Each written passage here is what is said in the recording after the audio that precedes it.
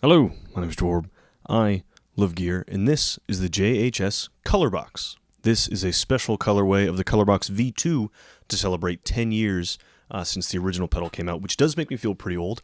I can still remember watching an episode of that pedal show about the original right after it came out. I think that would have been before I went to college, even. But the ceaseless march of time aside, what is the pedal? It's a Neve 1073 style preamp in a pedal format with a bunch of smart features, make it really useful in a bunch of different scenarios. It can be a loud and clean microphone preamp, a character-rich overdrive, have a slightly quirky replacement for an amp sim,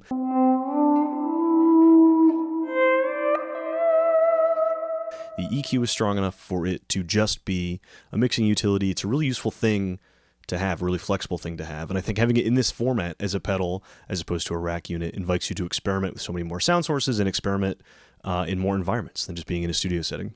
There is a rich history of classic direct into a mixing desk guitar sounds, and that's what I imagine most people would be interested in this for, but not me. I'm going to use it as a preamp for synths and electric pianos, maybe a drum machine once in a while, so that's what I'm going to show you. But that's all you need to know. Thanks, JHS, for sponsoring the video. If you're subscribed, thanks for coming back. If you're a patron, that means the world to me. If you aren't either, you can support me with a follow on socials, using my affiliate links, anything like that. That's it. Let's make some noise. Here we are on the table with my ARP Odyssey.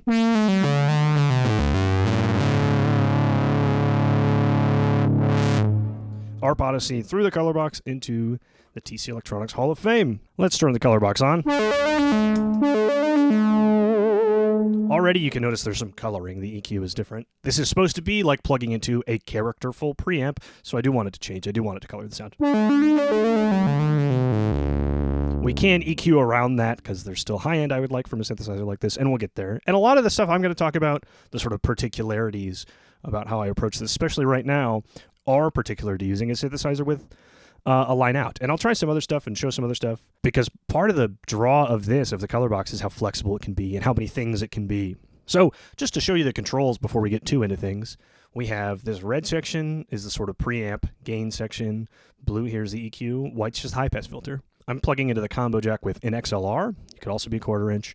And I'm coming out with quarter inch. That could also be XLR. So either XLR or quarter inch in, either XLR or quarter inch out. That honestly is a big deal. And I think it's worth highlighting enough that I'm saying it right at the beginning before we've really talked about the pedal at all. Anyway, you know what though? I'm actually going to give us some more high end. Before we... I'll do the EQ later, but I just needed some more high end. Okay, so the sort of gain section is master, pre-volume, and step. Step is detented. There's 1, 2, 3, 4, 5 slots. I'm going to stay low for now. The second detent. We have master, pre-volume, and step. As I understand it, and I'll put the excerpt from the manual here. You guys can laugh at me if I'm wrong. Master is at the very end. Pre-volume is the level between two preamp stages, or in series, how much you're driving the second one. Step, I think, increases the gain of both in these sort of even increments. So think of step and pre-volume as our gain and master as our volume, if you just want to think of it as like a simple distortion pedal. And it can get pretty loud.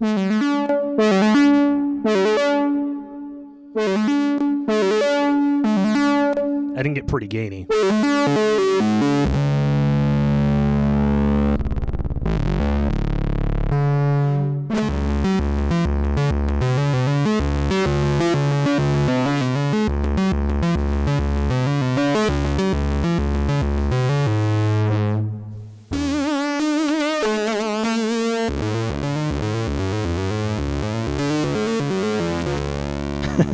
Okay, I can't get too lost in that. That's about maximum gain. And it's really reactive to volume. Sometimes with a synthesizer it's hard to tell, but if I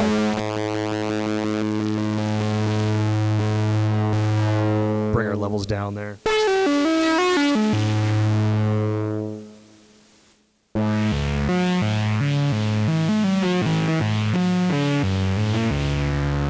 It's dusty and broken up because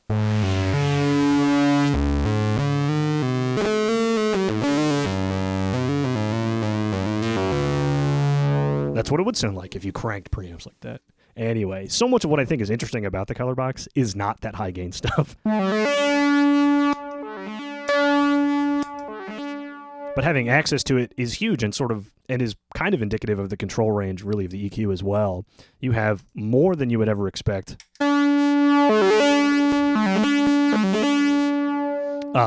You have more than you would expect. You have as much as you would ever want on every control. But that's the preamp section. With a synth, with something that's already lined out, the sort of natural instinct, certainly for me, is like, oh, let's push it into distortion. Let's make it gritty. Let's make it dirty. Let's make it a drive pedal.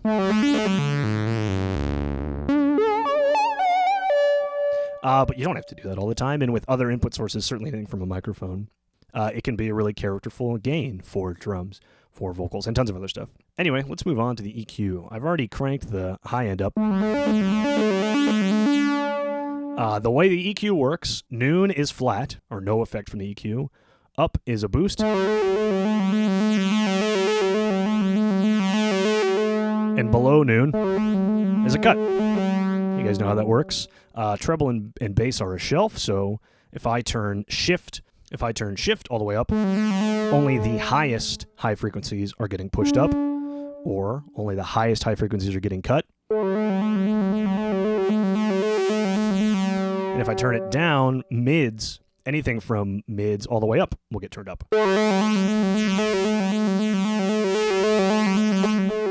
Or vice versa. Anything from mids all the way up will get cut.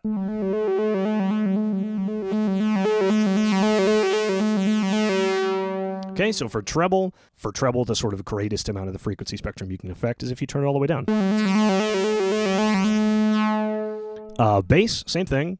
Let's boost all the way up, and I want it to affect the least amount of the frequency spectrum. That would be all the way down. So we're boosted anything from the lowest frequencies and lower, up to anything from mids all the way down. And you can cut it as well. High pass. Low boost. And your... Let's get that flat again. And your mids isn't a shelf. I guess I don't even know what to call it. I know the visual. It's a lump. And these are all pretty wide. Here's a boost. There's your full range. Here's a cut. There's your full range. Pretty effective, especially on this. The mids is covering a lot of the frequency spectrum that's coming out of here.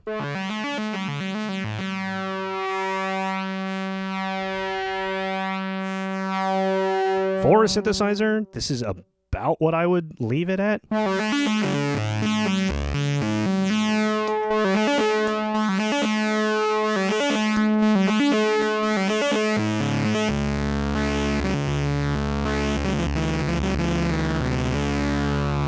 Yeah, and that sounds pretty good to me. Really boosting the treble. Okay, what about the high pass? You know what it does. We're synth people. Think of that really in a lot of ways as a utility, but even here,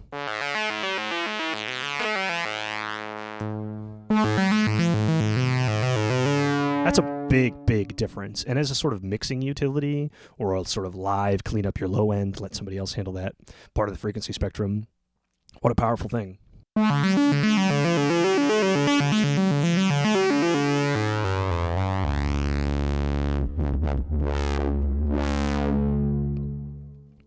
Yeah, just to like crank everything up again and show you how sort of effecty.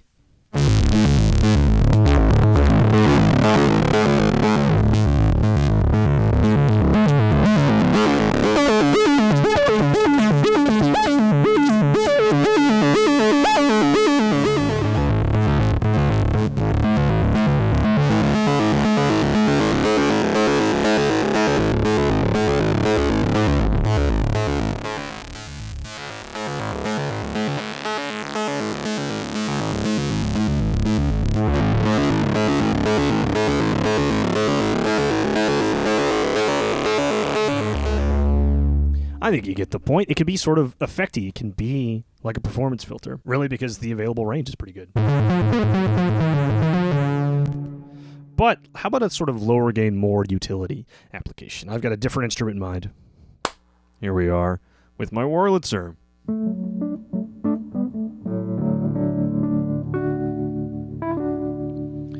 Not very loud right now. I'm running a microphone. Can you see that? I've got a tried and true SM57 just pointed right at the speaker.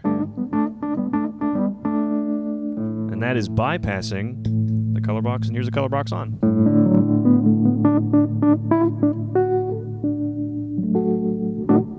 Very healthy, relatively clean signal boost. These are the settings. It's actually quite high gain right now, just because I'm not getting, that much heat. I'm not getting that much out of the 57. I can't believe I knocked it out of alignment right there. Yes, we're boosting the signal, and we're running a microphone now through quarter-inch effects, but also we can really clean up this sound. That high pass.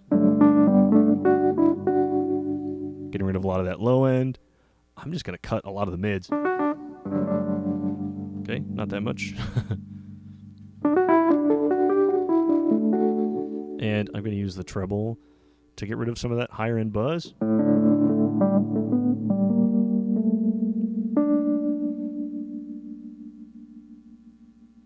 Let's try that.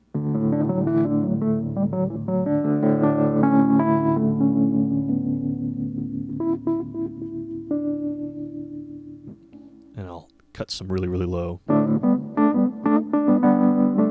Separate to the high pass.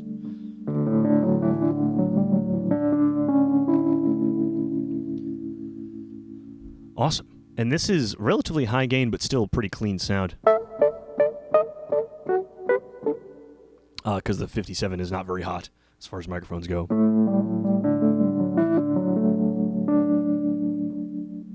Realistically, there's more like obvious examples of something that you would, need a microphone to pick up than a Wurlitzer, but this is what I think of. This is my world.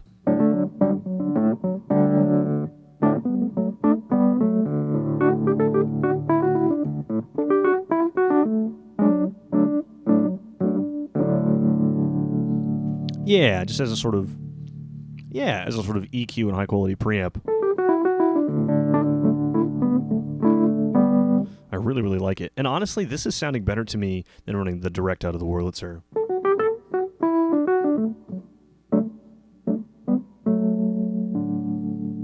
I might do it this way from now on.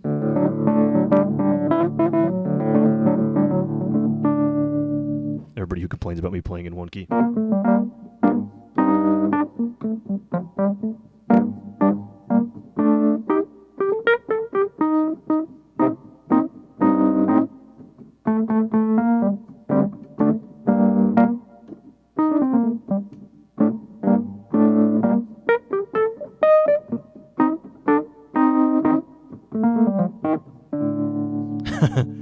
Yeah, I don't honestly, I think that's the whole example. I don't have much else to say about this. I'm liking this better than direct out of the Wurlitzer.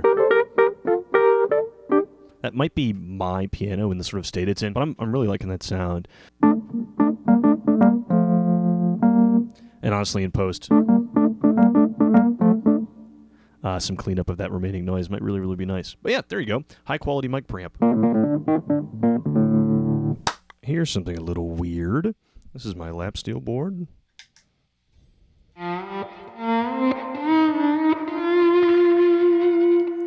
not great with the Lapsteel, but I'm playing it a lot, and I like it a lot. This is a pretty normal...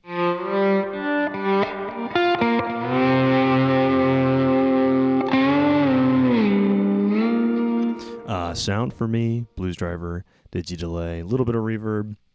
Dream 65 from UA for an amp sim and a compressor all the way at the beginning. And a volume pedal on the floor to control my dynamics.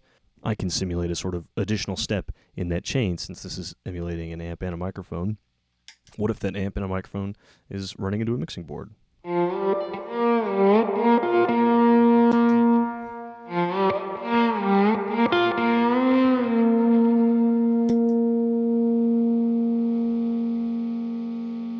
some EQ changes in there.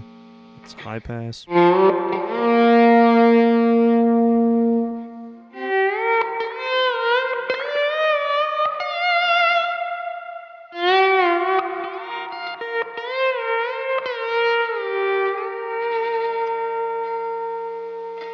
Really crispy. Even more.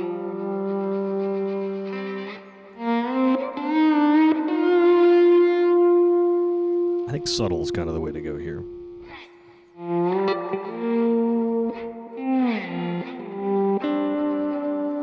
And to be honest, I could turn off the amp sim and treat this just like I'm running direct into a mixing board.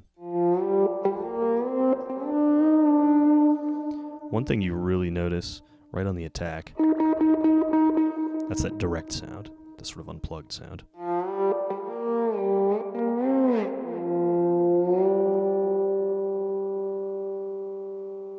Boost like that. Since the mid is so wide, the sort of upper range on the shift will be very audible. That sounds bad to me.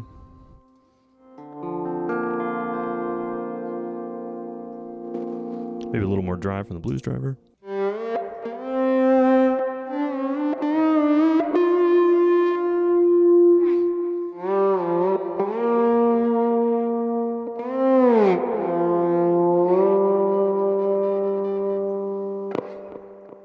Maybe less gain from the blues driver, even cleaner.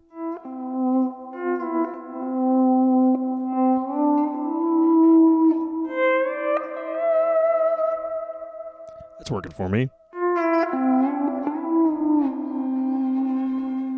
Yeah, really, I don't have much to say about why this might be a particularly good setup. I just find this as an interesting, if you emulate so many steps of these things, if we're emulating all the other steps, like the amp and the speaker, why not emulate running into the board at the end as well? And not using it as an overdrive, really not using that much of the EQ, just treating it like a final gain stage. I'm liking this better than just running a DI. And I've got an additional gain stage and EQ as well.